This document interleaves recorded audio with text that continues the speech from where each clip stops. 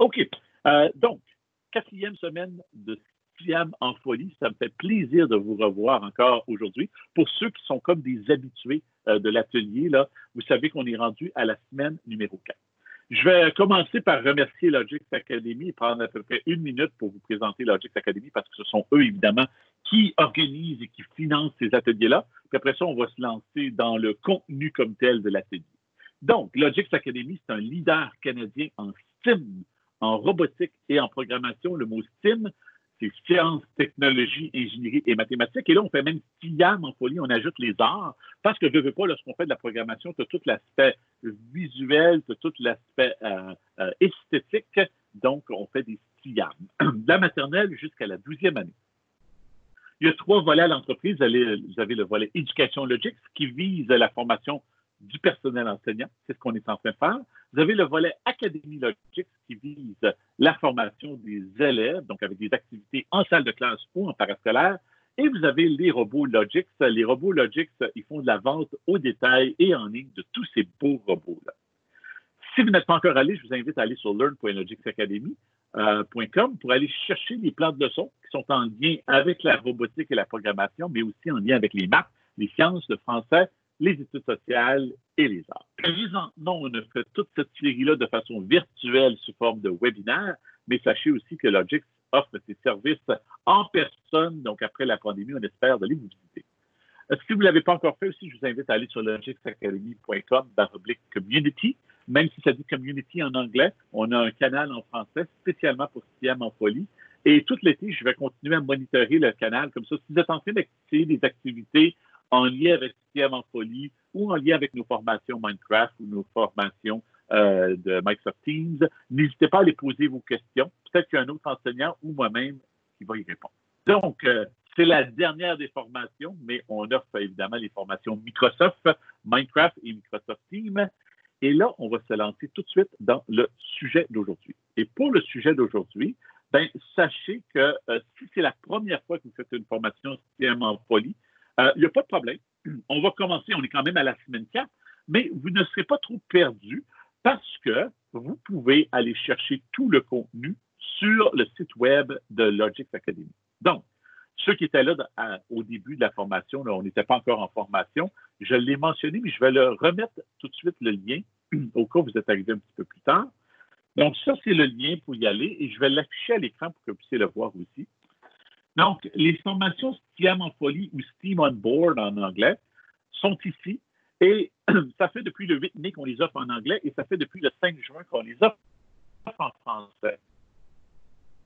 En français, on est un petit peu en retard dans le déroulement, mais vous avez toutes les leçons ici. Et si vous allez voir, ça dit télécharger le matériel pédagogique Download Curriculum Material. Et ça, qu'est-ce que ça vous permet de faire? Ça vous permet d'aller chercher les plans de leçons et toutes les activités qu'on va faire. Donc, par exemple, ici, si je viens télécharger le matériel pédagogique pour la leçon 1, je viens ici, ça va m'ouvrir un fichier Google Drive et vous pouvez prendre les fichiers et les télécharger sur votre ordinateur. Chaque leçon vient avec une PowerPoint et un fichier Word. Et on va les regarder à l'écran pour aujourd'hui. Et ces leçons-là, oui, tu as 100% raison, Linda. J'ai envoyé un message à Rami disant « Qu'est-ce qui se passe? Pourquoi la mission 3 n'est pas là? Elle devrait être là. Fait qu'il devrait la mettre aujourd'hui. Il va probablement faire du 2 pour 1, mettre la 3 et la 4 en même temps. Merci de me le mentionner parce que j'avais remarqué ce matin quand je suis allé sur le site. Mais ils vont tous être placés. Donc, ceci dit, vous pouvez aller chercher le matériel pédagogique, mais vous pouvez aussi aller chercher la leçon. Et si vous cliquez ici, voir la leçon, ça va vous amener sur YouTube et vous pouvez revoir la formation au complet. Hein? Vous voyez, ça, c'est moi qui anime, là. Donc, vous pouvez aller revoir toute la formation au complet. Fait que ces 4 formations-là vont exister en français. Vous voyez, on a déjà la 1, la 2, la 3 va bientôt être publiée, la 4. Et si vous voulez l'écouter en anglais, vous avez les leçons 1 à 8 qui se retrouvent aussi en anglais. Je vais juste laisser rentrer Lilika. Bonjour Lilika, merci d'être ici. Donc, ceci dit, je repartage mon écran. Oui, c'est bon. OK. Donc, vous pouvez venir chercher le matériel pédagogique. Autre chose qui est importante de savoir. Donc, le matériel pédagogique que je vais utiliser aujourd'hui est ici. Donc, vous allez voir le fichier Word et la PowerPoint pour aujourd'hui. Mais si vous voulez avoir les fichiers d'exemple, parce qu'il y a des exemples de code, vous pouvez venir dans la version anglaise de la même leçon, et là, vous allez aussi avoir les sample codes. Vous voyez, exemple de programme ici, fait que c'est là que vous allez pouvoir aller les chercher. En français, ce qu'on a fait, c'est qu'on a ajouté les leçons en français et les PowerPoint. Mais je vais tout partager à mon écran aujourd'hui, mais à l'avenir, si vous allez les chercher, c'est là que vous allez le faire. Ceci dit, je vous ai dit que j'ai tout partagé, que je vais partager à mon écran. Donc, je vais vous charger tout de suite le plan de leçon pour aujourd'hui de la leçon numéro 4. Donc, ça s'en vient. On va afficher ça à l'écran. La leçon numéro 4 aujourd'hui s'appelle « Marcher sur place ». Et l'objectif de marcher sur place, c'est que si vous avez fait les autres formations, vous avez vu qu'on a utilisé MBlock pour notre petit panda. Et pour ceux qui sont nouveaux, MBlock, c'est une application que vous pouvez soit installer ou vous pouvez l'utiliser en ligne. Donc, si je reviens ici au site de Steam On Board, vous allez voir, vous pouvez accéder à MBlock 5 juste en cliquant ici, www.mblock.cc. Et là, ici, vous pouvez commencer à coder, block-based coding, code with block, et vous pouvez commencer à coder. Fait que si vous voulez faire les activités aujourd'hui, vous n'avez même pas besoin d'écœurer le technicien de votre commission scolaire ou de votre conseil scolaire. Vous êtes prêt déjà à commencer à coder directement en ligne. Vous avez accès à tout ça directement en ligne. Si vous voulez installer l'appli, il y a un avantage à installer l'appli, c'est que vous pouvez coder sans être branché sur Internet, et c'est ce que je vais faire aujourd'hui. Moi, j'ai installé l'appli sur mon ordinateur, donc je vais l'utiliser. Un rappel que ça ressemble beaucoup à Scratch, et c'est normal, parce que c'est basé sur Scratch, mais avec du plus. C'est Scratch plus. Donc, Scratch avec des fonctionnalités supplémentaires. Donc, pour ceux qui ont fait les autres formations, vous savez qu'on avait un déroulement.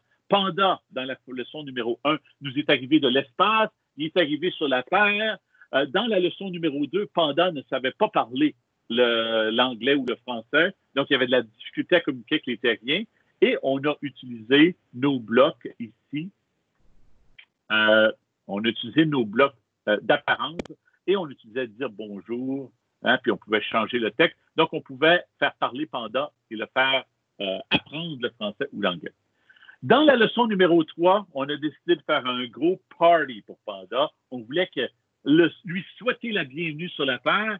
Donc, on est allé dans l'apparence, mais ça, c'est ce qu'on a fait la semaine passée. On a travaillé l'effet de changer les couleurs, tournoyer, l'œil de poisson. Donc, on a fait des choses qui changeaient le comportement de Panda. Donc, comme un exemple, ici, si je faisais ce code-là, lorsque je clique sur le drapeau vert, fait œil de poisson, vous voyez que ça a changé notre panda un petit peu son apparence, et on avait même vu l'idée de placer des boucles comme répétées comme ça ici qui nous permettaient de changer panda. Donc, si je répète ça 10 fois maintenant, vous allez voir que panda, à chaque seconde, a un effet ici au niveau de l'œil de poisson. C'est ce qu'on avait travaillé la semaine passée. Et encore une fois, si vous voulez aller chercher les leçons, elles se retrouvent en ligne. Ceci dit, aujourd'hui, allons voir qu'est-ce qui est au menu pour aujourd'hui. Aujourd'hui, on va commencer à utiliser ce qu'on appelle des costumes. Donc, les costumes dans MBlock, ce sont différentes versions de notre objet. Et vous avez vu que j'utilisais le mot objet, le mot sprite et le mot lutin. Ça veut tous dire la même chose. Dans la version anglaise, on l'appelle un sprite. Dans la version française, on l'appelle un objet ou un lutin. Pour moi, ça tournait trop. Je suggère aussi de mettre votre micro en sourdine. On va utiliser l'interface des costumes, puis on va changer ces costumes-là. On va utiliser la boucle et on va travailler avec différentes boucles, et on va aussi utiliser notre bloc attente. Ce qu'on va faire aujourd'hui, c'est de l'animation en 2 dimensions. Donc, on va faire bouger notre personnage pour créer une impression de mouvement avec un changement de costume et l'impression d'avancer. Et là, vous allez voir qu'un coup, vous allez découvrir ça, vous pouvez faire vos différentes animations. Aujourd'hui, on fait une animation sur marcher, mais vous pourriez faire une animation danser, on pourrait faire des jumping jacks, on pourrait faire toutes sortes de choses avec notre personnage. en utilisant cette technique-là qu'on va apprendre aujourd'hui. Ici, vous avez, je vous rappelle, les différentes normes pédagogiques pour la leçon. Et en passant, je n'avais pas le droit de vous le dire la semaine passée, on est encore en entente de confidentialité pour le nouveau curriculum de maths en Ontario. Mais ceux qui sont en Ontario, vous avez entendu que le nouveau curriculum de mathématiques est sorti. Et qu'est-ce qui est inclus dedans? Le coding, la programmation, le codage. Donc, la bonne nouvelle, c'est que maintenant, on va avoir des normes pédagogiques. Oui, il est en ligne, tu as 100% raison, Linda. On peut y accéder. Et ici, ça va nous faire... Parce que là, on a mis les normes américaines ici. Mais là, on va maintenant avoir les normes ontariennes qu'on va pouvoir ajouter. Et il y en a. Hein, l'utilisation de blocs, l'utilisation de boucles imbriquées. Tout ça se retrouve dans le nouveau curriculum et ça va être obligatoire en Ontario. Donc, vous allez maintenant avoir la chance, les formations qu'on a faites ici, oui, c'est ça, l'attente numéro 3 est toujours sur le codage, exactement, dans l'unité sur l'algèbre. Donc, tout ce qu'on est en train de faire, c'est exactement ce qui est demandé dans le curriculum. Donc, vraiment très utile. Ceci dit, les leçons qui sont ici, ce sont des leçons pour les élèves. Donc, quand on parle de 45 minutes niveau débutant, ce sont pour les élèves, ça prendrait 45 minutes faire cette leçon-là dans votre salle de classe. Évidemment, nous, on passe 1 heure aujourd'hui parce qu'on discute de pédagogie aussi, mais les élèves, si vous faisiez ça dans votre salle de classe, ça devrait prendre environ 45 minutes avec vos élèves. Et vous avez tout votre déroulement. Comme ça, c'est le préambule. On fait une révision de la semaine passée, de la leçon 3 avec nos élèves. Donc, ça, c'est ce qu'on avait fait la semaine passée. Donc, on utilisait les éléments. Maintenant, moi, j'ai une question pour vous. Et là, je le pars dans le chat. Je vais arrêter de partager mon écran. Combien d'entre vous avez déjà utilisé un flipbook réel? Je ne parle pas à l'ordinateur. Un flipbook réel. Et est-ce que vous pouvez m'expliquer qu'est-ce que c'est un flipbook? Donc, j'aimerais savoir des réponses dans le chat ou vous pouvez même allumer votre micro, me dire c'est quoi un flipbook? Et ça, un flipbook, je vois que Linda dit que c'est long à dessiner. Oui, c'est full long. Est-ce que quelqu'un peut me préciser qu'est-ce que c'est un flipbook? Je vais vous donner un petit indice. On peut utiliser, par exemple, un paquet de post-it notes, des papillons adhésifs amovibles pour faire ça. On le faisait en or quand j'enseignais STEM à l'école élémentaire. En or, un des projets, c'était de devoir faire un flipbook. Puis là, l'élève, je lui conseillais de prendre un bonhomme allumette parce que c'est long à dessiner. Mais c'est qu'à chaque page, il y a 1 millimètre. Tu peux tasser un membre d'1 millimètre à chaque page. Par exemple, tu veux ton bonhomme allumette, tu veux qu'il lève le bras, à chaque page, tu redessines ton bonhomme allumette, mais le bras lève d'1 millimètre à la fois. Comme ça, quand tu flippes tes pages, vite, ça a l'air d'un dessin animé comme dans Walt Disney, mettons, là. Puis, les magiciens font ça aussi quand ils veulent faire croire que le bonhomme bouge, ils font ça dans des animations. Ça prend plusieurs pages. Moi, je l'utilisais avec un paquet de cartes. On avait dessiné des choses sur un paquet de cartes et le bonhomme avait l'air de bouger, puis à la fin, il faisait un reveal de la carte choisie par le spectateur, par exemple.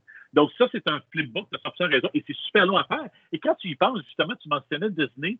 À l'époque, là, Disney, c'était pas tout fait à l'ordinateur comme de nos jours. Là, le Roi Lion, comme on le voit de nos jours en animation 3D, c'est full hot, mais à l'époque, c'était fait dessin par dessin.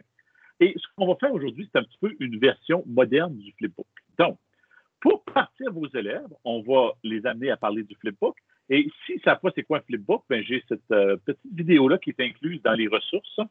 Donc, cette petite vidéo-là est là pour vous autres, étant donné que la vitesse de l'Internet, ça se peut que vous ne voyez pas tout l'effet, là, parce que Microsoft Teams n'envoie pas autant d'images aussi rapidement, mais vous voyez que c'est comme un livret et on passe notre doigt et ça a l'air de bouger. Vous voyez que c'est quasiment comme un tour de magie ici. Fait que ça, c'en est un flipbook. Maintenant, ce qui est intéressant, si je vous load le contenu d'un flipbook, ça ici, c'est le contenu du flipbook, OK? Regardez bien ça. C'est vraiment, regardez, chaque page comme ça est une image. Donc, c'est très, très long à créer parce que, regardez, pour chaque chose, chacune de ces choses-là est une image. Imaginez à quel point c'est long de faire un flipbook. Donc, aujourd'hui, on va travailler le flipbook virtuel. Fait que c'est un beau moyen de faire le lien entre le réel et le virtuel, cette idée de flipbook-là. Fait que dans la mise en situation de l'unité, on vous invite à présenter le flipbook à vos élèves avec la petite animation. Et cette animation-là est fournie aussi dans vos fichiers. Vous avez aussi des fichiers qui serviraient à... Oui? Dominique, je me demande si on peut utiliser le dessin, un logiciel de dessin vectoriel pour faire cet exemple d'animation comme Adobe ou ça va simplifier beaucoup la tâche. Là. Oui, et en fait, aujourd'hui, on va utiliser MBlock pour le faire. Et puis, évidemment, là, on s'adresse à un public un peu plus jeune. Je pourrais utiliser Adobe Illustrator, là, quelque chose comme ça. Mais l'objectif, c'est de rendre ça accessible à des enfants plus jeunes aussi. Hein, parce qu'on par notre programme de STEM en folie, on vise à commencer ça en peu près en troisième année. Donc, on ne veut pas envoyer des élèves dans Adobe Illustrator. Donc, oui, ça serait possible d'utiliser la suite Adobe pour faire ça de façon plus professionnelle. Mais là, on va rester dans quelque chose de plus facile. Mais si vous enseignez au secondaire, vous pouvez prendre la même idée. En fait, au secondaire, vous pourriez faire tous vos graphiques dans Adobe Illustrator, par exemple, et les importer dans MBlock. C'est correct aussi. Et on les animerait dans MBlock. Donc, comme vous voyez ici, ça, c'est un genre de blowfish, là. Et comme vous voyez, dans le fond, il y a une petite différence entre chacun des dessins et en les passant de façon rapide, ça donne l'impression de mouvement. Donc, ceci dit, si on se lance tout de suite dans notre beau logiciel MBlock, donc je vais me rendre là-dedans, comment est-ce qu'on fait ça dans MBlock? C'est qu'on a ce qu'on appelle des costumes. Donc, si je viens ici, en passant, pour ceux qui sont nouveaux à MBlock, qui sont dans la première semaine, là, quand on ouvre MBlock, ça va automatiquement nous amener dans les appareils ici. Et vous voyez que j'ai le Cody Rocky, là, c'est parce que c'est ce robot-là ici. Donc, ça, c'est le robot Cody Rocky. Et vous allez voir que vous avez tous les robots, parce que les robots pourraient être programmés. Hein, c'est le EV3, le MBot, les Arduino, les microbits et tout ça. Ils peuvent être programmés avec ça. Par contre, nous, ce qu'on veut faire ici, on veut utiliser les objets. Et les objets, c'est l'équivalent de nos lutins et de nos sprites. Pour ceux qui sont nouveaux, sachez que vous pouvez ajouter des nouveaux lutins ou des nouveaux objets ici. Mais ce qui est intéressant, c'est que ces objets-là viennent avec des costumes. Et les costumes, vous allez trouver ça ici. Vous voyez, il y a un icône en bas qui dit « costume ». Donc, j'ai mon panda, et mon panda, si je clique sur « costume », regardez bien ça, j'ai deux costumes qui existent ici. Donc, j'ai ce costume-là et j'ai ce costume-là. Donc, ce costume-là ici et ce costume-là ici. Maintenant, petite question pour vous, je vous demande d'être très observateur. Quelle différence voyez-vous entre les deux costumes? Parce qu'il n'y a pas tant de différence que ça. Je vous présente un des costumes, je vous présente le deuxième costume. Donc, quelle différence est-ce que vous voyez entre les deux costumes? Ses jambes? Les jambes. Les jambes bougent. Et je pense que quand je vous ai présenté le titre de la leçon, la leçon s'appelle « Marcher en place hein, »,« Marcher sur place », bien, je pense que vous voyez que c'est ça qu'on veut dire. Donc, marcher sur place, vous voyez que les jambes sont... Maintenant, ici, il y a juste deux costumes. Donc, ça ne fait pas le flipbook le plus incroyable du monde, mais on pourrait ajouter plus que deux costumes. Et quand Super Linda nous disait que ça prenait full de temps à être capable de faire des costumes, bien ici, on a la possibilité de dupliquer un costume déjà existant et juste de faire des modifications. Fait que vous voyez qu'ici, je pourrais, par exemple, venir changer les choses et me créer une troisième version du costume, mais en déplaçant des petites choses. Je n'ai pas besoin de recommencer le dessin à zéro, tandis que Linda, avec le flipbook, ce qu'elle parlait, c'est qu'elle faisait faire des bonhommes allumettes parce que c'est long de dessiner un personnage. Fait que être pris pour redessiner le personnage au complet sur chaque page, c'est très, très long. Maintenant, vous voyez que si je passe vite d'un à l'autre, ça donne une impression, une légère impression de marcher. OK? Et c'est ce qu'on veut ici. Maintenant, si je reviens à la programmation, donc je vais fermer les costumes, il existe peu importe. Donc, si je viens ici, je viens dans Apparence. Vous avez vu, à date, la plupart des blocs de programmation qu'on a utilisés dans nos formations, c'était dans la section Apparence. Et vous allez voir qu'il y a un bloc qui s'appelle Costume suivant, qui est juste ici, qui s'appelle Costume suivant.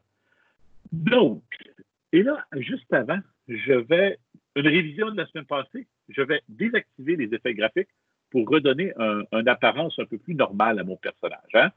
Ceux qui s'en souviennent, la semaine passée, on mettait des effets graphiques, mais si on choisissait de désactiver les effets graphiques, ça revenait à notre personnage original.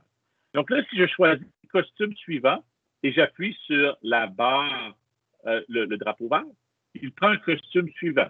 Donc, il a changé à ce costume-là. J'appuie maintenant sur le drapeau, il revient à ce costume-là. Quand on dit costume suivant, ici, vu que j'ai juste 2 costumes, bien, quand je dis costume suivant, il vient celui-là.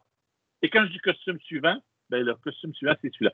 Si j'avais 4, 5 costumes, il passerait par la série de costumes. Donc, c'est comme ça qu'on peut animer notre personnage. Mais si je reviens à ça, c'est long toujours cliquer sur le drapeau vert. Drapeau vert. Drapeau vert. Pour donner l'impression que mon bonhomme marche sur place. Là, je fais appel à vos connaissances des... je suis subjugué. Linda, tu réponds à ma question avant que je la pose. C'est full hot, j'aime ça. Donc, comment est-ce que je pourrais faire que le changement de costume se fasse de façon automatique? Linda nous l'a dit, on va utiliser une boucle. Et la boucle, ça se retrouve où? Ça se retrouve dans les contrôles. Et là, vous en avez toutes sortes de boucles. Il y a une boucle qui s'appelle pour toujours, forever. Ça finit plus. Donc, si je mets ça ici, et je mets ça ici, donc j'ai mis costume suivant dans la boucle et je démarre ça. Je ne sais pas si vous pouvez voir, là, parce que la diffusion par Microsoft Teams n'est pas si rapide que ça. Et je fais quand même ça sur un ordinateur très rapide. Là. C'est un ordinateur à 8 cœurs Core i9. Là. C'est une bonne machine, mais regardez bien. Je ne sais pas si vous voyez, là, mais ça se fait full vite et ça le fait à l'infini. Comme si je pars mon chose, là, si je le laisse faire, là, continuellement, il va faire ça. On n'a pas vraiment l'impression qu'il marche. C'est plutôt pas... C'est quasiment comme s'il était sur des speeds où il avait pris trop de caféine. Est-ce que quelqu'un se souvient de ce qu'on a fait dans les semaines précédentes qui permettrait d'améliorer le comportement pour que notre personnage ait l'air de marcher à une vitesse plus raisonnable? Oui, mettre une pause. Et la pause, vous allez la trouver ici, c'est le bloc attente. Donc, là, ici, j'ai pour toujours, costume suivant, attendre 1 seconde. Donc, on va le tester.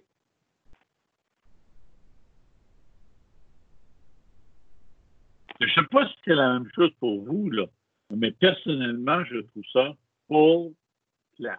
C'est full boring. Donc, comment est-ce que je pourrais améliorer ça pour que ça soit mieux? Parce que là, ça fait c'est vraiment ennuyant. Que quelqu'un aurait une suggestion. Oh! Et Linda a super raison. Ça n'a pas l'air très réel. Il manque un arrière-plan. Donc, révision pour ceux qui n'étaient peut-être pas là dans la semaine précédente. J'ai un arrière-plan ici. Donc, je peux venir choisir un arrière-plan ici. Et vous allez voir qu'il y a plein d'arrière-plans. Donc, par exemple, je pourrais faire marcher mon bonhomme devant une station d'autobus. Évidemment, je vais le placer, disons, ici, le long de la route.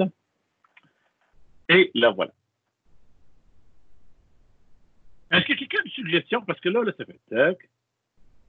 J'ai l'impression que là, au lieu d'être en caféine, il a pris du thé à la camomille et il est en train de s'endormir, mon personnage. Qu'est-ce que je pourrais faire pour améliorer la marche pour que ce ne soit pas aussi long et plat? Je pourrais créer plus de costumes, tu as 100% raison, mais je pense que le problème est ici. Pour ce que Louis a mentionné, Louis, tu as 100% raison. Là, il n'avance pas. La tâche, pour le moment, c'est marche sur place. Donc, on va le laisser marcher sur place, mais il y a quelque chose qu'on peut faire. Exactement. Claudette, je suis subjugué par la quintessence de ta perspicacité. on le fait attendre une seconde. Une seconde, malgré le fait que ça n'a pas d'air long, c'est long dans la vie d'un personnage, une seconde. Là. Imaginez si ça me prenait une seconde. Une seconde. Une seconde, c'est quand même long. Et là, ici, on a une belle situation d'apprentissage pour faire apprendre les nombres décimaux à nos petits amis. On a le droit de mettre 5 secondes. Oh! C'est déjà mieux! Hein? Puis là, on va le mettre plus gros pour que vous puissiez bien voir. Je vous rappelle qu'on peut le mettre en mode plein écran ici, hein, pour bien voir. Regardez bien ça. Hey, déjà un petit peu mieux, hein? Ça commence à avoir de l'air un petit peu plus hot maintenant. Notre personnage marche à une vitesse un peu plus rapide. Et si je veux, disons que je voudrais le faire marcher encore plus rapidement, je pourrais, juste ici, venir le changer, disons, à 0.25. Donc, vous avez tous vos contextes pour voir vos nombres décimaux avec vos petits amis. On laissait play. Hey! Là, ça commence à être plus cool. Maintenant, il marche toujours sur place parce qu'évidemment, la tâche ici, c'était la marche sur place. Mais vous allez voir qu'on va pouvoir changer ça pour rendre ça plus réel aussi. Donc, tu sais ce qu'on avait parlé la dernière fois, là, un personnage qui va aller parler à un autre. Ben, pourrait avoir un personnage qui va avancer en marchant. Donc, au lieu de juste le faire glisser, on va le faire avancer comme tel en donnant l'impression de la marche. Et si vous voulez le rendre plus fluide, parce que là, ça fait jambe en V, jambe collée, jambe en V, jambe collée. Dans ce cas-là, vous avez raison. Pour le rendre plus fluide, c'est là qu'il faudrait ajouter des costumes. Et ça prend beaucoup de patience, parce que si je viens ici dans le costume, ben, je vais être obligé de dupliquer et de faire toutes les entre. Donc, tu vois ici, ces jambes-là, il va falloir que je les prenne et que je les bouge. Mais c'est possible. C'est possible de le faire. Vous pouvez vraiment créer tous les changements. Donc, ce que je pourrais faire, je pourrais dupliquer ce costume-là, ici. Hein? Et là, sur mon costume numéro 3, ici.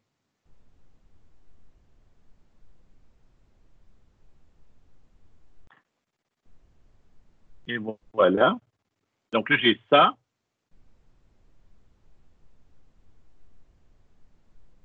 Hop, ça ne l'a pas bien enregistré. Je vais le reprendre.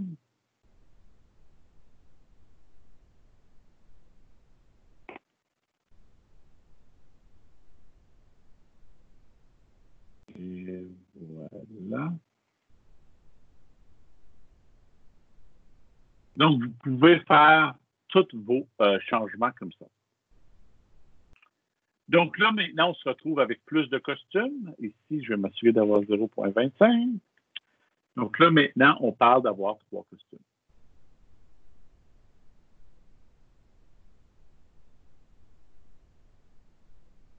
Maintenant qu'on a ceci de fait, on a plus de costumes et on a réduit le temps. Présentement, il faut toujours que je clique sur le drapeau pour que le personnage avance. Maintenant, on avait vu qu'il y avait d'autres éléments déclencheurs et les éléments déclencheurs, c'est dans événements. Ça, c'est une petite révision de ce qu'on avait vu la semaine passée. Je pourrais venir me mettre un autre élément déclencheur. Donc là, je pourrais mettre que lorsque la touche Space est appuyée, le petit personnage se met à marcher. Donc, ceci dit, là, vous avez vu qu'on a cette tâche-là et l'élève peut facilement la faire comme ça en utilisant ça. Maintenant, si on vient revoir le déroulement de la leçon, je veux juste vous montrer la PowerPoint parce qu'on n'a pas encore parlé de la PowerPoint. Puis, ceux qui sont habitués aux ateliers, on va toujours voir la PowerPoint de l'élève. Ça, c'est la PowerPoint de l'élève. Donc, ce que je vous montrais, le fichier Word, c'est le fichier du prof, c'est votre déroulement, mais ça, c'est vraiment pour les élèves. Donc, vous voyez qu'on commence avec une révision de la semaine précédente. On parle de l'animation avec un flipbook. On a cette petite vidéo-là. On parle d'animation en 2D. On parle ensuite de changement de costume. Et vous voyez que vous avez l'animation du changement de costume avec le Blowfish. Et là, ici, on parle des costumes. Donc, tout est présenté. Donc, si vous ne vous souvenez plus de tous les détails aussi, vous avez tout ça dans la PowerPoint en français ici. On vous présente les différents costumes, comment ça fonctionne. Et là, vous avez l'exercice changer de costume. On explique que dans la section apparente, et en passant, il y en a qui l'ont mentionné dans les formations précédentes, Rami, le propriétaire de Logix Academy, n'avait pas réalisé que sa traductrice avait gardé les captures d'écran in English. Donc, j'en ai parlé cette semaine, puis cet été, on va prendre les PowerPoint et on va s'assurer que les captures d'écran sont en français.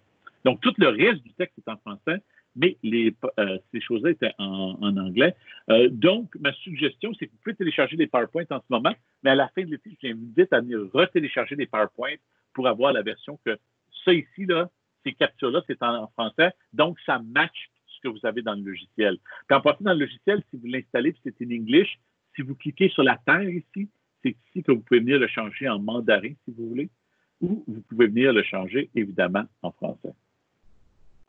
Donc, pour avoir MBlock, juste pour revenir à ce qu'on avait mentionné un peu plus tôt, sur le site de Logix Academy, Steam on Board, vous allez trouver ici, After you've registered for the course, you can access MBlock. Fait que vous avez ici le lien, fait que vous pouvez aller le chercher là, mblock.cc, juste ici. Et comme j'ai mentionné, vous pouvez soit le downloader, hein, donc vous pouvez le télécharger, ou vous pouvez l'utiliser directement en ligne. Vous cliquez ici Code with Block et tu peux l'utiliser directement en ligne, mais si tu veux, tu peux aussi le télécharger pour l'installer sur ton ordinateur, mais là, ça peut demander l'installation de ton technicien, tandis que si tu fais juste ici Code with Block, tu es prêt à l'utiliser sans même installer. Je suis juste dans mon furteur Internet ici, donc c'est facile de le faire comme ça. Merci. Ma question, c'était pour le français, MBlock en français, mais tu l'as montré. Merci. Oui, fait que tu vas juste sur la petite terre. Donc, et si tu avais un élève, par exemple, qui est d'origine mandarin ou allemand, il peut aller le changer pour l'aider aussi. OK. Ceci dit, ici, vous avez toutes ces sections-là. Vous avez la boucle qui est expliquée. On vient de parler de la boucle. On a parlé de la boucle Forever. On a parlé de la boucle répétition, etc. Vous avez tout ça. Maintenant, il y a une des choses qui est super importante aussi, c'est que toutes ces leçons-là, on a toujours un genre de contexte. C'est dans la leçon numéro 1, c'était le panda dans son vaisseau spatial. Il s'en venait sur Terre. Dans la leçon numéro 2, c'est qu'il apprenait à parler. Fait qu'il y avait un contexte, il apprenait à parler la langue des terriens. Dans le numéro 3, on faisait un party pour notre panda, donc on le faisait danser puis faire des effets spéciaux. Maintenant, ici, on a aussi un contexte pour pourquoi est-ce qu'on fait faire ça à nos élèves. Donc, ici, l'objectif, c'est qu'on veut enseigner au panda à marcher. Donc, le panda ne sait pas marcher parce qu'il n'est pas habitué à la gravité. Là, il est rendu sur Terre, puis il y a de la gravité. Donc, le contexte qu'on donne aux élèves, c'est « Hey, les amis, la raison qu'on fait ça, c'est parce qu'on veut apprendre à notre panda à marcher. Donc, on va lui montrer comment bouger ses jambes pour marcher. » Maintenant, une autre chose que je veux vous mentionner aussi. Vous avez vu que j'ai utilisé le panda, mais si vous venez chercher les autres choses, la plupart des autres choses ont aussi différents costumes. Comme ici, j'ai une fourmi, ant. On va aller voir si elle a différents costumes. Pas tout a différents costumes. Comme celle-ci, elle n'a pas deux costumes. Mais si vous allez fouiller, vous allez voir qu'il y a plusieurs des choses qui ont deux costumes. Donc, si on vient voir Aladdin, on va aller voir s'il y a deux costumes. Et si Aladdin n'a pas deux costumes, ben, vous pouvez créer vous-même les costumes. Ça peut être une belle tâche d'art pour les élèves de créer les costumes. Là, à date, je n'ai pas été chanceux. J'ai pas eu aucun de mes personnages qui avait deux costumes, mais on va aller voir. Habituellement, avec les personnages, j'avais plus la chance qu'il y ait deux costumes parce que c'est le fun de faire marcher les personnages. Non, hey, on n'est pas chanceux. Mais je vous invite à fouiller, vous allez peut-être trouver des personnages qui ont plusieurs costumes. Évidemment, le panda, c'est le personnage de base. Donc, évidemment, votre panda a deux costumes. Ceci dit, si je reviens ici à mon élément de base, vous voyez que j'ai utilisé la boucle pour toujours ici. Donc, comment accéder à ce PowerPoint pour les élèves? Comme je vous avais mentionné en début d'atelier, si vous allez sur logixacademy.com/Steam on Board, j'ai déjà mis le lien dans le chat. Vous venez ici et quand vous venez télécharger le matériel pédagogique pour la leçon 1, 2, 3 ou 4, hein, ça vous amène sur un Google Drive et vous allez voir qu'ici, regardez, le fichier Word, ça c'est le fichier de l'enseignant, et le fichier PowerPoint, ça c'est la PowerPoint à présenter en salle de classe. Les deux se retrouvent ici. Fait que vous téléchargez ces deux fichiers-là, puis vous êtes prêts à commencer à enseigner. Ceci dit, ici, je vous invite à regarder la boucle pour toujours. Qu'est-ce que vous remarquez quand on compare la forme des autres blocs avec la forme de la bloc pour toujours? En fait, je vais même vous amener une boucle répétée. Qu'est-ce que vous remarquez comme différence dans la forme de ces deux boucles-là? Regardez bien la forme du pour toujours et du répété. Vous pouvez ouvrir votre micro pour me donner une réponse. Ça me donne l'impression que vous êtes vivant. Est-ce que le compteur? Il y a un compteur, exactement. Donc, pour répéter, ça le ferait 10 fois. Fait que ça, tu as 100% raison. Mais au niveau de la forme comme telle. Au niveau du répété, on peut empiler en bas. Je suis subjugué. Je peux ajouter des choses en bas, mais je ne peux rien ajouter à pour toujours. Pourquoi vous pensez que je ne peux rien ajouter en bas d'un pour toujours? C'est une boucle sans fin. C'est une boucle sans fin. Donc, on ne passerait jamais à la prochaine étape. C'est pour ça que ça empêche l'enfant de mettre quelque chose. Donc, si on met une boucle sans fin, ben, c'est sans fin, c'est pour toujours. Ça n'arrêtera jamais. Donc, ceci dit, ça, c'est vraiment l'idée de la tâche de base. Maintenant, on veut... Et là, tu sais, on fait pour marcher. On pourrait demander à l'élève, ben moi, je veux que tu travailles maintenant un panda qui est capable de faire des jumping jacks. Donc, l'élève va devoir venir se créer. Et là, quand on parlait, l'atelier s'appelle Siam en folie. Hein? Donc, le but, c'est que l'élève fasse aussi le A de Siam, donc les arts. Donc, l'élève va venir travailler la structure de son panda ici pour faire la partie art du projet. Hein?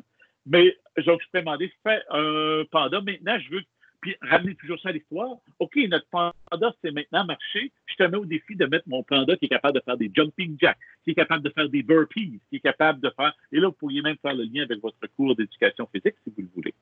Ceci dit, dans le déroulement de la leçon, vous avez toujours ce qu'on appelle les extensions, c'est-à-dire pour aller plus loin.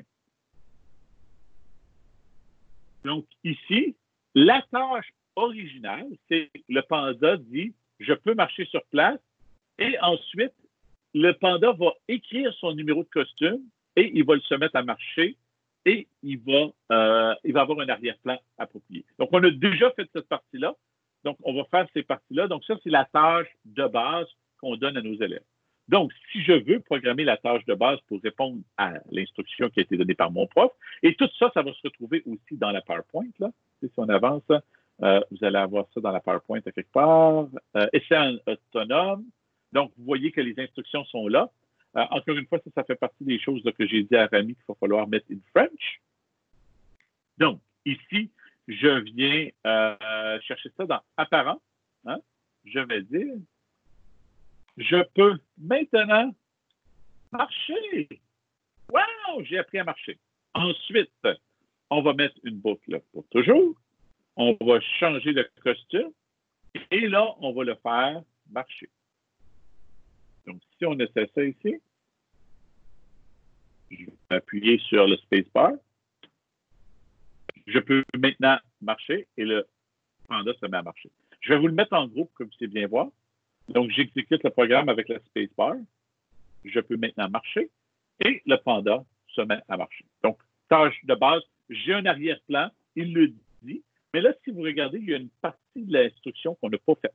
Dans l'instruction, ça nous disait aussi, en bougeant, le panda crie le numéro de costume. 1, 2, 1, 2, 1, 2. Donc, là, je vais devoir le faire pour répondre aux critères de mon prof. Donc, comment le faire? Bien, ici, j'ai costume suivant. Donc, à chaque costume, je dois dire à quel numéro de costume je suis rendu. Donc, ici, je pourrais, par exemple, dire bonjour pendant 0,25 secondes. Mais là, au lieu de dire bonjour, je vais dire mon numéro de costume. Et le numéro de costume, vous allez le trouver ici. Vous voyez costume, le nombre ou le nom du costume. Et je viens remplacer le mot bonjour par le numéro de costume. Et là, je n'ai plus besoin de cette chose-là. Pourquoi j'ai plus besoin de celle-là si je mets celle-ci? Quelqu'un saurait pourquoi j'ai plus besoin d'attendre si je mets dire costume pendant 0,25 secondes. Parce qu'il est déjà, c'est pendant 0,25. C'est ça. Fait que ça va créer la pause pour moi. Fait que j'ai plus besoin de cette pause-là. Et là, on va aller voir qu'est-ce que ça donne. Je peux maintenant marcher. 1, 2, 1, 2, 1, 2, 1, 2, 1, 2. Donc, vous voyez que là, maintenant, le numéro de costume apparaît. Et là, on pourrait même s'amuser, hein, si on veut aller plus loin, parce qu'on c'est toujours le fun d'aller plus loin que les élèves. Si vous venez voir les costumes de mon panda ici, chaque costume a un nom. Hein? Vous voyez ici, chaque costume a un nom et je peux les renommer. Donc, je pourrais dire, par exemple, ce costume-là, je vais l'appeler ouvert, mes jambes sont ouvertes, et ici, je vais l'appeler fermé. Ouvert, fermé. OK? Donc là, j'ai donné un nom à mon costume 1 et à mon costume 2, ouvert, fermé. Donc, ce que je pourrais faire, si je reviens à ma programmation, donc je clique sur le X ici, au lieu d'afficher le nombre, le numéro de costume, je vais afficher le nom du costume. Et regardez si ça va être cool. Je viens ici, spacebar, je peux maintenant marcher, ouvert, fermé, et vous voyez que ça correspond à ce que les jambes sont en train de faire. Donc, on émine l'idée de la séquence pour l'élève ici. Maintenant, j'ai une petite question. Est-il possible d'ajouter un message et en même temps le numéro de compteur? Par exemple, je suis A1, je suis A2.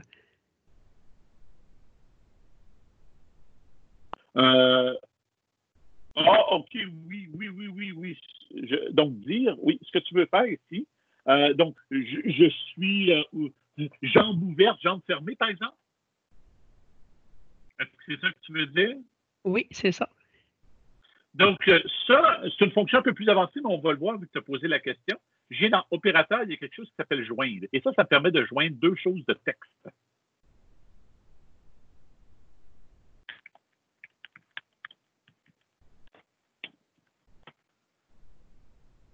Donc, je joins le texte, mon costume est, et le numéro de costume, et c'est ce que je viens placer ici. Je ne sais pas si ça répond à ta question, mais je pense que ça va faire ce que tu voulais. Oui, c'est bien ça. Merci. Donc là, tu vois qu'il va dire, je démarre, je peux maintenant marcher. Mon costume est ouvert, mon costume est fermé, mon costume est ouvert. Wow! C'est peut-être même un peu trop vite pour moi. J'ai même pas le temps de lire. Donc, je pourrais peut-être remettre ça à 1.5 là. Donc, les enfants vont avoir du plaisir aussi à peaufiner. Puis moi, personnellement, là, je voudrais mettre un petit espace de plus ici à la fin. Ça, c'est le petit Sheldon Cooper en moi qui fait ces choses-là. Je peux maintenant marcher. Mon costume est fermé. Ah! Là, c'est beaucoup plus facile à lire. Avouez que c'est un. Merci d'avoir posé la question. Je ne sais pas qui l'a posé, là, mais merci d'avoir posé cette question-là. Maintenant, je reviens dans le fichier de planification, hein, le plan de son. Et là, ici, vous voyez que vous avez des réponses qui sont suggérées ici. Vous voyez qu'ils ont utilisé une programmation un peu moins compliquée que la mienne. Ils sont allés à dire 1, costume 1. Wait 0.5 seconds. Dire 2, next costume. Donc, ils l'ont fait comme ça, eux autres. Donc, différentes façons. Maintenant, regardez ici. Là, vous avez les activités supplémentaires. Qu'est-ce que je peux faire de plus avec mes élèves? Ça, c'est pour les élèves qui veulent aller plus loin, s'il reste du temps. Après avoir laissé Panda marcher, le faire dire I can't stand still, puis avancer de 2 pas avant de s'arrêter complètement. Ajouter des effets de transformation lorsque Panda marche et modifier l'élément qui amène Panda à marcher. Donc là, présentement, l'événement qui amène Panda à marcher, c'est le spacebar. Je pourrais mettre autre chose ici. Parmi les autres questions qu'on a suggérées, ajouter des effets de transformation. Donc, je pourrais, par exemple, ici, ça on l'avait vu la semaine passée, ajouter des effets comme la couleur. Je pourrais faire changer la couleur de mon panda pendant qu'on est en train de faire ça. Donc, si on vient voir ça maintenant, regardez le petit médaillon ici. C'est là que la couleur va changer. Je peux maintenant marcher. Et là, regardez, il marche. Et pendant qu'il marche, regardez, son petit médaillon change de couleur. Donc, j'ai utilisé les changements de couleur pour dans ma programmation. Donc, j'ai répondu à la tâche qui était d'utiliser des effets graphiques. Maintenant, évidemment, il y a d'autres effets graphiques qui peuvent être utilisés ici aussi. Donc, on avait vu qu'on pouvait changer la couleur, mais je pouvais, par exemple, le faire tournoyer. Par exemple, juste pour le plaisir, là. un peu ridicule, là, mais on a le droit d'être ridicule aussi. Donc là, je le fais marcher. Et à mesure qu'il marche, ben, il est en train de se déformer, il est en train de tournoyer. Donc, ça, c'est possible aussi. Ceci dit, maintenant, l'autre chose, c'est qu'il marchait et à la fin, il standait still. Donc, il restait debout sans bouger. Pour faire ça, évidemment, là, je vais enlever le tournoyer, c'est vraiment laid.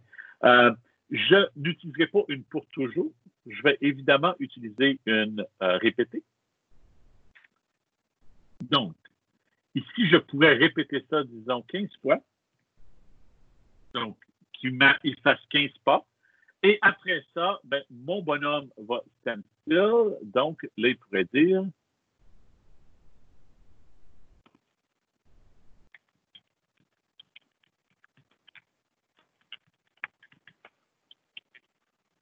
OK, on va tester ça maintenant.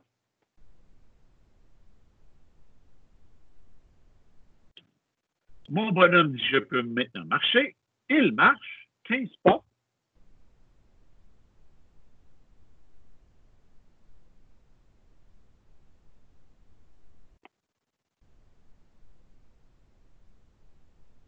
Et là, il ne l'a pas écrit, hein?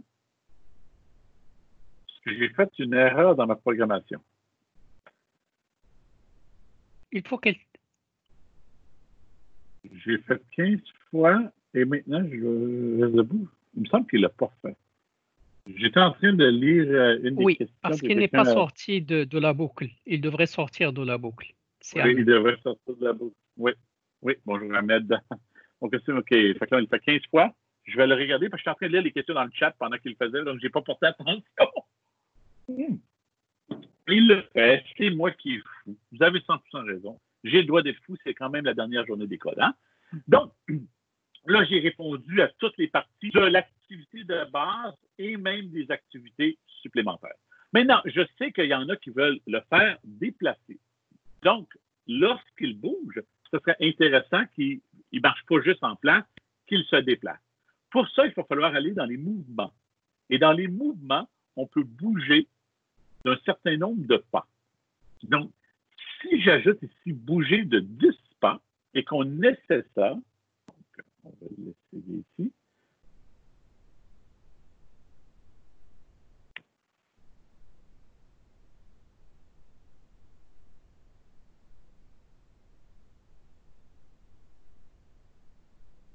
Donc, vous voyez que maintenant, il s'est déplacé vers l'avant pour avancer et on avait l'impression de mouvement parce que le bonhomme, évidemment, il avançait.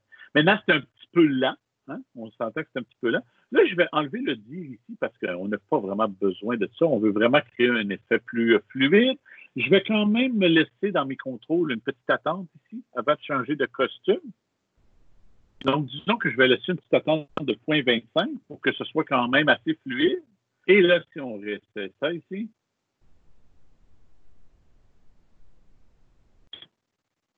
je peux maintenant marcher. Et là, vous voyez, je ne sais pas si la vitesse de l'Internet est assez vite pour que vous voyez, mais on a vraiment quasiment l'impression qu'il est en train de marcher. Je vais le placer. Puis votre bonhomme, au départ aussi, là, avec la souris, vous pouvez venir le placer où vous voulez. Donc, je le réessaye. Je vais peut-être même le faire avancer un peu plus. Donc, disons, répéter la boucle 20 fois. Et si on essaie maintenant, je peux maintenant marcher. Et vous voyez qu'on a plus l'impression que l'enfant et que le panda est en train de marcher. C'est comme ça qu'on pourrait faire ça. Et là, vous pouvez imaginer que maintenant, l'idée de raconter des histoires devient tout à fait cool parce que là, je pourrais ajouter un autre personnage et le faire interagir. Donc, vous voyez que j'ajoute un autre personnage et par exemple, il pourrait venir parler à Aladdin ici.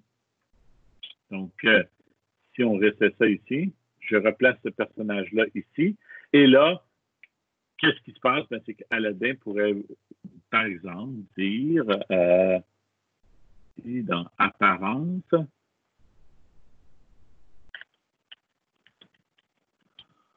allô, mon ami le panda? Maintenant, quand est-ce qu'Aladin va dire ça?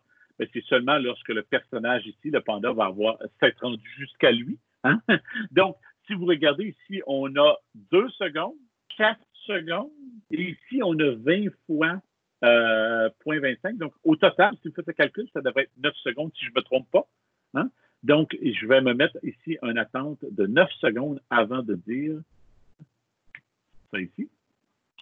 Je vais démarrer mon panda. Au lieu de le faire avec le spacebar, je vais le démarrer avec, disons, le drapeau vert. Et je vais démarrer mon Aladin avec le drapeau vert. Comme ça, les 2 programmes vont commencer en même temps. Aladin va attendre 9 secondes avant de dire « Allô, mon ami le panda », juste pour donner le temps au panda de se rendre jusqu'à Aladin. Donc, si on teste ça maintenant, vous voyez qu'on a une belle activité en littératie ici pour nos petits amis. Je clique sur le drapeau vert. Je peux maintenant marcher. Panda se met à marcher. Il dit, et maintenant, je reste sans bouger. Allô, mon ami le panda. Vous voyez que j'avais peut-être un petit point 25 secondes, donc je pourrais peut-être mettre Aladin à 9,5 secondes ou 10 secondes. Ça, c'est évidemment tout le processus d'itération où l'élève fait des erreurs, corrige ses erreurs, etc. C'est comme ça qu'on peut créer de belles animations dans le programme de Mblock. Maintenant, pour ceux qui enseignent peut-être à des niveaux plus élevés, je vous rappelle que l'avantage d'utiliser Mblock, c'est de faire le passage à la programmation de type textuel. Et dans Mblock, vous voyez que ça, c'est de la programmation de type bloc. Je mets des blocs de puzzle, hein, des blocs de casse-tête, un à la suite de l'autre. Si je viens cliquer sur le petit icône orange ici, vous avez la programmation de type textuel.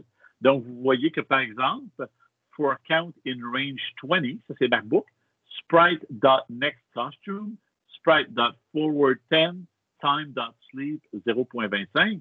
Ça, c'est équivalent à la programmation que j'ai ici. Et je ne sais pas si vous avez, ceux qui sont en Ontario, vous avez pris le temps de regarder le nouveau curriculum, mais c'est à peu près au niveau de la 5e année qui suggère le passage de la programmation de type bloc à la programmation textuelle.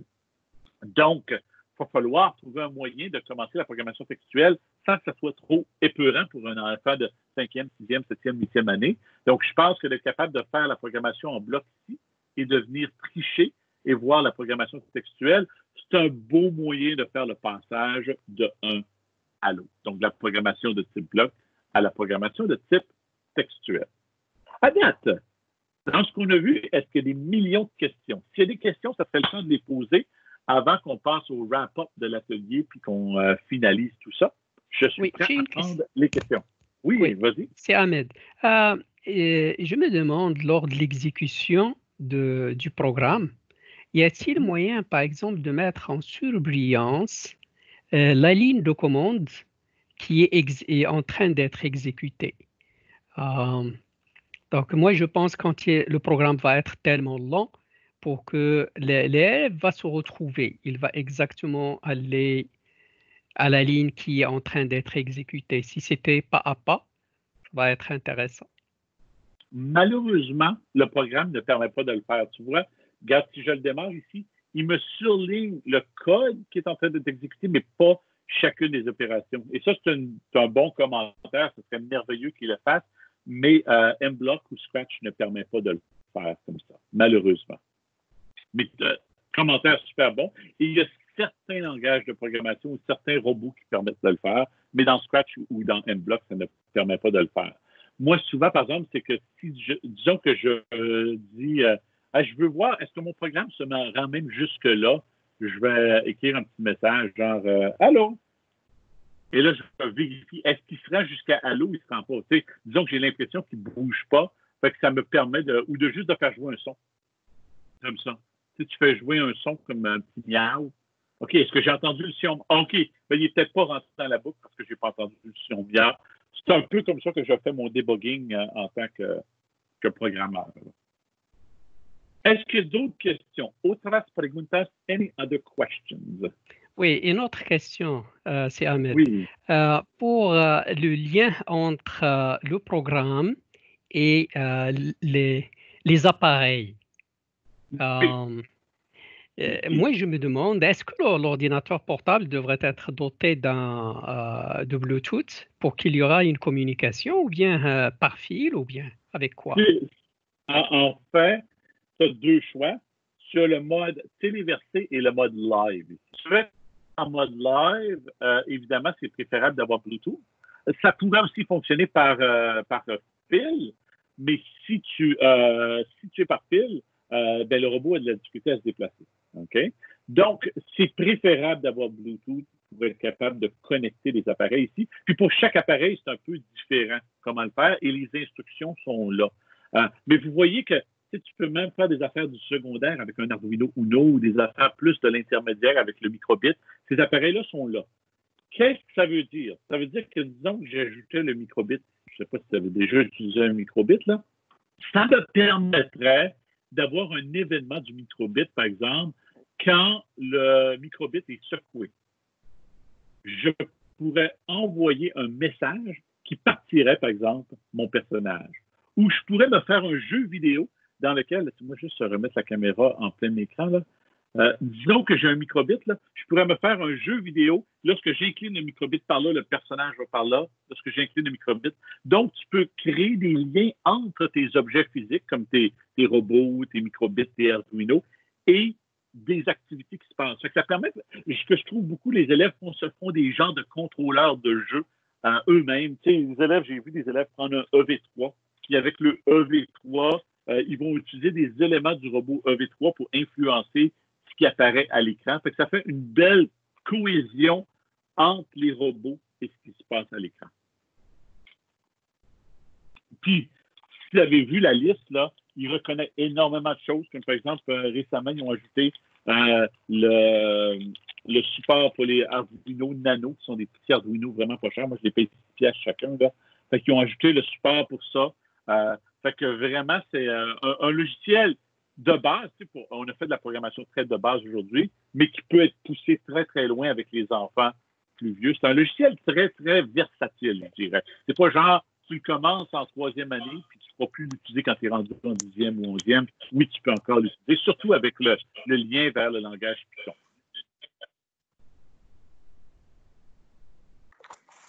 Dominique? Oui. C'est El-Faiza. Merci pour cette belle formation, comme j'allais dire, comme à l'accoutumée pendant ces 4 semaines. J'ai une question, mais je ne sais pas si elle a été posée. Et je me... Allô? Oui? Oui, je m'excuse si je dois la reposer, mais c'est en rapport avec Class Notebook. Oui, tu m'entends? Vous m'entendez? Oui, El-Faiza. Pour Class Notebook, ce que je te suggère, c'est que tu restes à la fin, puis je vais te répondre en privé.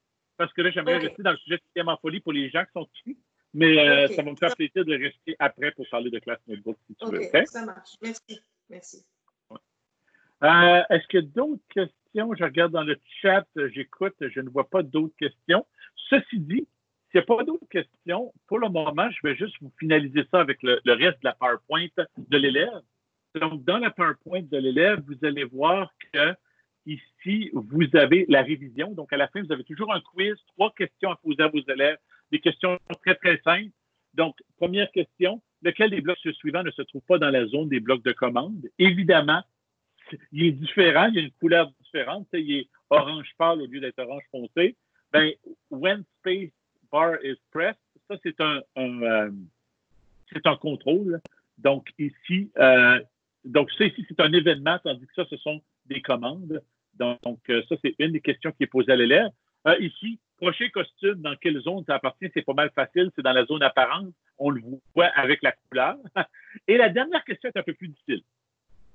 Lequel de ces codes permet à l'objet, au lutin, de dire « I'm fine » 3 fois? Et là, si vous regardez les codes, ils ont tous été faits pour être des codes plausibles, mais il y en a juste un qui permet de dire « I'm fine », de le répéter 3 fois. C'est le B. En fait, le B va le dire juste une fois, mais il va le dire pendant 3 secondes. Donc, la réponse n'est pas B. Parce qu'il n'y a pas une répétition 3 fois de I'm fine. Il le dit une seule fois, mais pendant 3 secondes. Donc, Pascal, tu as raison, c'est D. D, parce qu'il va dire I'm fine et il le répète 3 fois. Mais regardez, on a triché. On a mis ça ici pour mélanger l'élève, hein? Mais dans le fond, il le répète 10 fois. Donc, en fait, ici, il dirait 30 fois. 3 fois 10. Et ici, il va le dire juste 2 fois. Donc, ceci dit, c'est la fin. Et là, j'ai une question qui nous vient de Super Linda. Linda, présentement, les ateliers 5, 6, 7, 8, 9, 10, 11, 12, 13, 14 ne sont pas prévus à l'horaire pour les francophones parce que c'est la fin de l'année scolaire. Par contre, si tu veux m'aider, n'hésite pas à écrire à Logix Academy pour les convaincre qu'on commence avec la rentrée avec les ateliers suivants, donc 5, 6, 7, 8, parce que ça me ferait plaisir de les offrir in French aussi et que les leçons soient disponibles en français. Donc, tout ce que tu as à faire, c'est de rejoindre Keith chez Logix Academy pour faire part de ton désir qu'on continue d'offrir les formations si ça vous a été utile.